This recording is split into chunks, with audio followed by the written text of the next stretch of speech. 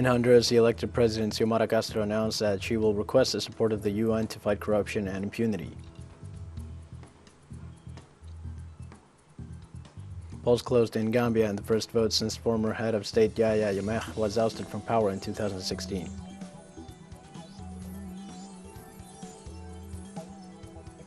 The World Health Organization confirmed that a new Omicron variant of COVID-19 is found in at least 38 countries on all continents.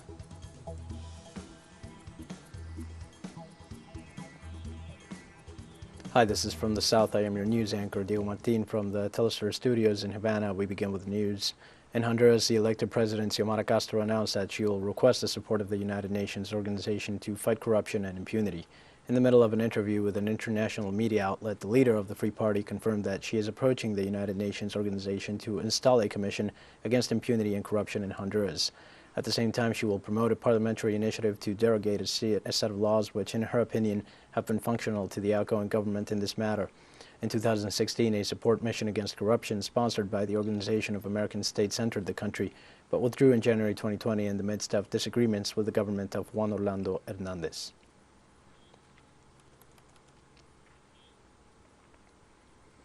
A court imposed Panama's maximum sentence of 50 years in prison on 7 members of a cult who killed 7 people in a religious rite in a remote part of the Central American nation.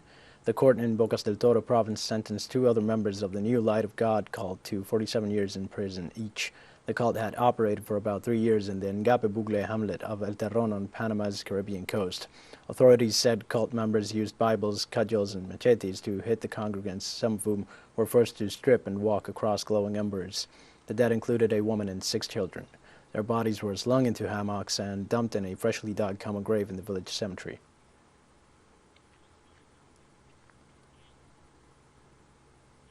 The second phase of the 42nd International Festival of New Latin American Cinema kicked off in the Cuban capital of Havana after being postponed to March 2021 due to surging coronavirus infections.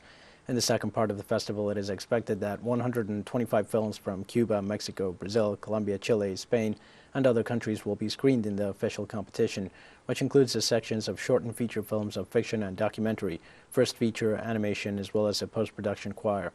Without the traditional snaking lines outside movie theaters, the event will run through December 12th under mask mandates and physical distancing guidelines. As the COVID-19 Omicron variant remains a threat, the oldest film festival in Latin America sticks to 50% capacity, as moviegoers must take body temperature checks before entering cinemas.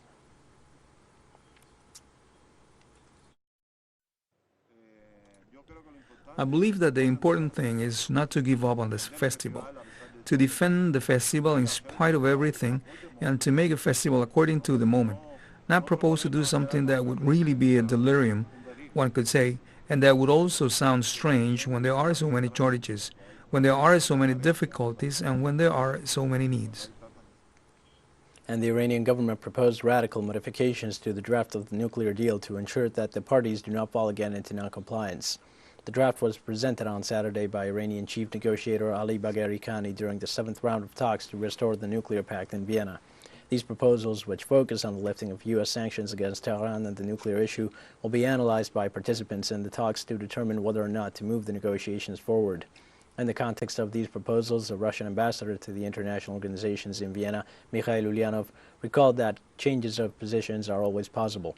But it is desirable that these changes are calibrated and do not become an obstacle on the road to progress.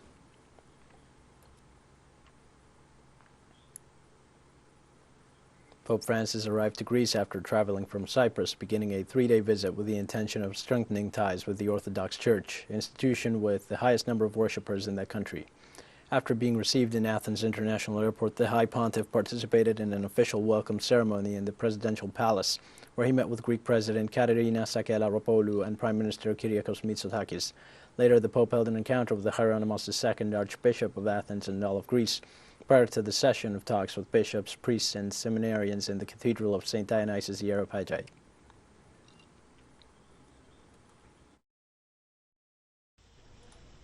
Him visiting Lesbos because of the refugee crisis is a good thing, I think. It's time some measures are taken and some problems are solved. It is a good visit and for a peaceful cause. There should be no hate between the two churches. We should look forward, although the problems now are milder than in the past. His visit is an exceptional move. It's good that he is here. In Indonesia, the district of Lumajang, the Semeru volcano erupted, leaving several villages around it covered in ash. The highest volcano in the eastern province of Java spewed the columns of ash into the sky on Saturday, sending nearby communities into panic. District authorities said the sudden eruption was accompanied by rains that pushed lava and debris, destroying at least one bridge connecting two villages in the region. Indonesia, home to more than 270 million people, is prone to earthquakes and volcanic activity because it lies along the Pacific Ring of Fire, which is a series of tectonic faults.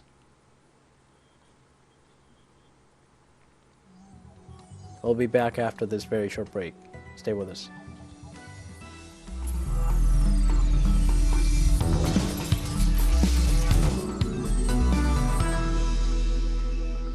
Hi, welcome back to From the South. The reconciliation agreement proposed by the Syrian state is moving forward, granting pardons, releasing detainees, and respecting the guarantees of those who joined the agreement. Since last November, the Syrian state has initiated a process of pacification and reconciliation throughout the territory. The process continues for the 10th day in the city of Al-Mayadeen, where more than 10,000 people, including fugitives, armed fighters, and army deserters, were reportedly pardoned. Also in the province of Dera, 21 detainees who have decided to regularize their situation with the state and subscribe to the reconciliation agreement were released.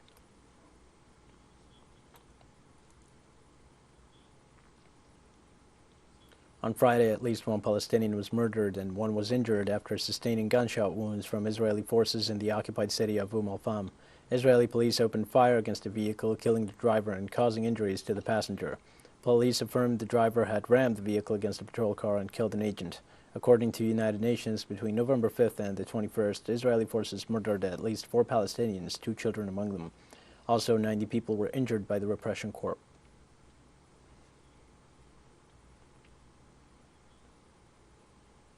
In Yemen, at least 18 civilians were killed and 8 were injured in an attack carried out by the Saudi coalition. On Friday night, Saudi coalition combat planes bombarded the facilities inhabited by a group of civilians, among whom were children in the village of Al-Hakima east of the southwestern city of Taiz. Yemeni authorities reported that the attackers blocked all access to rescue teams, preventing ambulances from transporting the injured to nearby hospitals.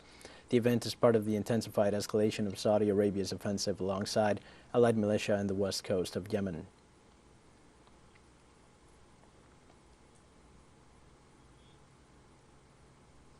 At least 33 civilians died and 8 were injured as a result of an armed assault on a bus in Mali on Friday.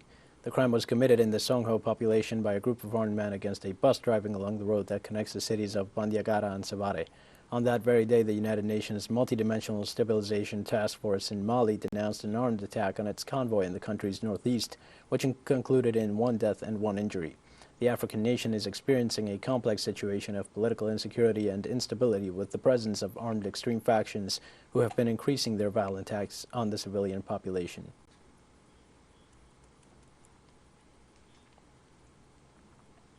Polls closed in Gambia in the first presidential election since the ousting of former President Yahya Jammeh. Gambians cast their ballots on Saturday in their first presidential election since former head of state Yahya Jammeh was ousted from power in 2016 after 22 years. Jammeh, who ruled the small West African country with an iron fist, fled to Equatorial Guinea after refusing to concede defeat to a coalition led by current President Adama Barrow.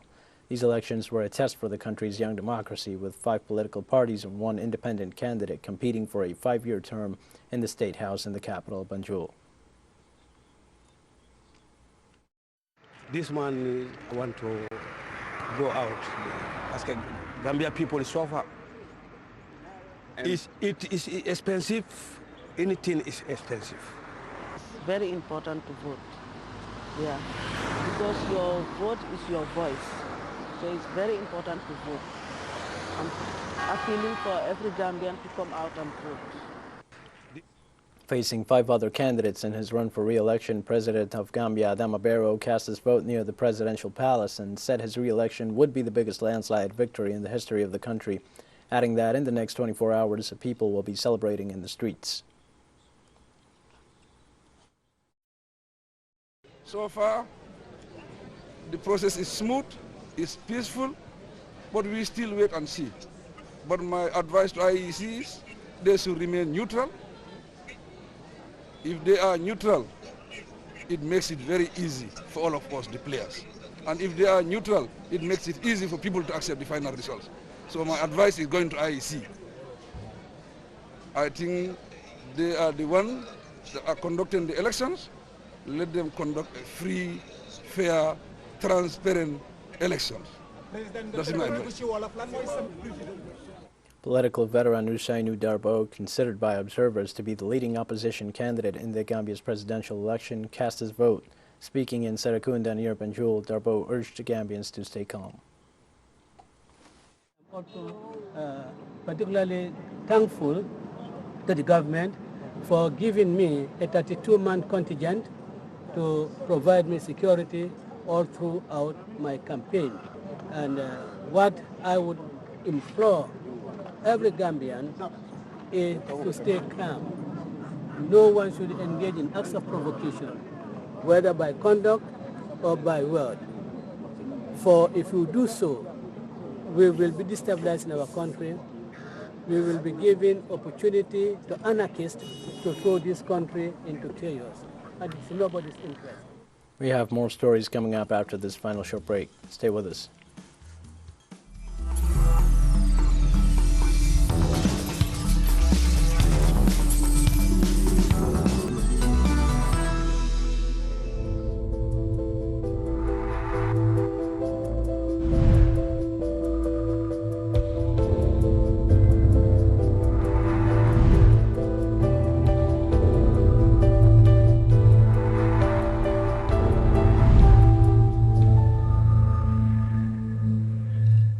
Welcome back. The World Health Organization confirmed on Friday that the new variant of COVID-19 called Omicron is found in at least 38 countries in all continents. The organization stated that the United Kingdom and Germany are two of the most affected countries by the COVID-19 outbreak in Europe. Furthermore, there are cases in France, Belgium, Spain, Denmark, Italy, and the Netherlands, among others. Some nations have reported this situation are Saudi Arabia, Japan, India, Canada, Israel, and Australia. Also, the organization announced that at least 70 countries and territories have imposed travel restrictions from several African countries following the discovery of the Omicron variant. They also call on governments to carefully monitor domestic cases for early detection and to pay special attention to their borders. In Australia, Victoria Police estimated there were around 10,000 demonstrators in the city at the rally's height to protest against vaccine mandates, vaccine passports, and the state government's handling of the pandemic. Leaders in the freedom movement on Saturday refocused and were fighting to stop their cause from losing steam and relevance after the Victorian government's controversial pandemic bill passed Parliament this week. The group gathered in Treasury Gardens before marching through the city to occupy the Flinders Street Station intersection, while another smaller counter-demonstration took place in Carlton. There have been many anti-lockdown protests over the past 18 months, but the pandemic legislation has galvanized the freedom movement over the past 6 weeks, bringing tens of thousands out for mass weekend protests. Participants have included Victorians who have lost work due to vaccine mandates or are concerned about state overreach during the pandemic. It's ridiculous, all these rules. Yeah, it's not right. Locking people out of society just because they've chosen to not take the vaccine. It's not a vaccine. It doesn't prevent you from getting it. It doesn't stop you from spreading it. So, as they say, we must be vaccinated if we're to participate in society. That's not really what democracy is all about. It's not what a freedom-loving country is all about. Forcing people to take a brand new medication. The World Health Organization deploys an emergency team in the Gauteng province, South Africa, amid the fourth wave of COVID-19 sweeping the country. After 8 days since the announcement of the new variant, South Africa entered the fourth wave of the pandemic, with Omicron at the center of the surge in cases, as stated by Health Minister Joe Fala. The National Institute of Infectious Diseases announced on Friday that it has detected over 16,000 cases, bringing the total number of confirmed cases to more than 3 million. In addition, hospitalizations have increased for children under 5 years of age in the fourth wave of the pandemic. Probability that clinicians are admitting patients as a precaution while there are beds available, and so more, young children are being admitted, whereas, later in the wave they wouldn't meet the criteria for admission. Some preliminary data that we have, there's definitely evidence that it is more transmissible and that there is some immune escape. But I think it's not necessarily that is related to severity. Russia and South Africa join efforts to deal with the new Omicron strain of COVID-19. In a telephone call between the president of Russia, Vladimir Putin, and his South African counterpart, Cyril Ramaphosa, they exchanged views and joint efforts to combat COVID-19. They also discussed the details of arrangements for the Russian-African summit, as well as cooperation within the framework of BRICS. The president also talked about issues of economic and trade cooperation between their nations. The World Health Organization designated the variant of the coronavirus identified in South Africa as a variant of concern and assigned it the Greek letter Omicron last week. The WHO noted that this variant has a large number of mutations, some of which are concerning. According to preliminary data, the risk of contracting this variant is substantially higher than with the Delta variant.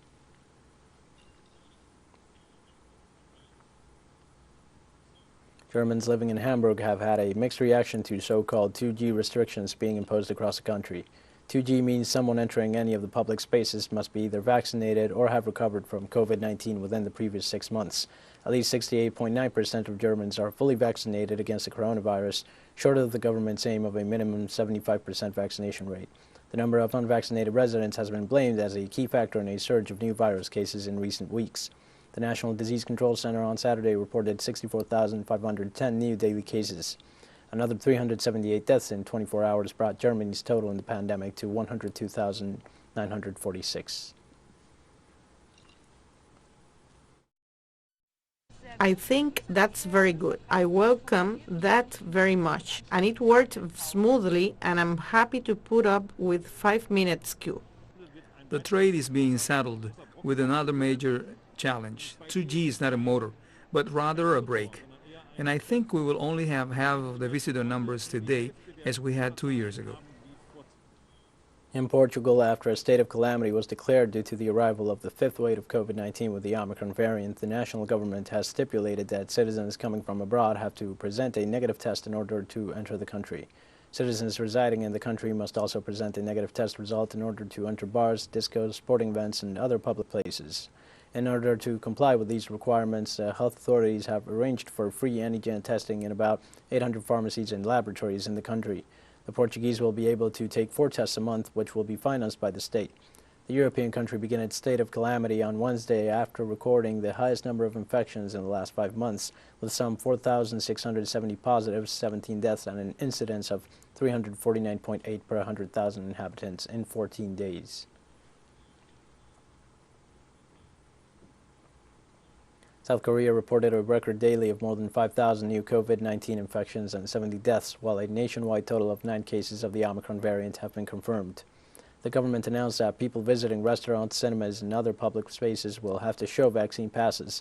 It is also reducing the limit on private gatherings to 6 people in the greater Seoul area, from 10 currently and to 8 from 12 for those residing outside of the capital starting next Monday.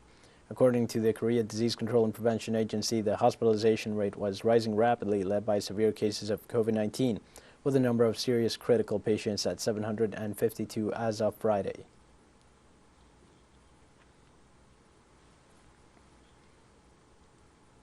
And Brazilian cities have asked to suspend Christmas celebrations due to the appearance of the new Omicron variant of COVID-19. The new variant of the virus, with around 6 people infected in Brazil, has put authorities on alert. The mayor of Rio, Eduardo Paes, canceled the New Year's celebration on his Twitter account. Likewise, the mayor of Sao Paulo, Ricardo Nunes, also canceled the celebrations as stated to journalists during a visit to New York City. In addition to these events, a score of other cities in Brazil took the decision to cancel their New Year's Eve celebrations because of the Omicron variant of COVID-19.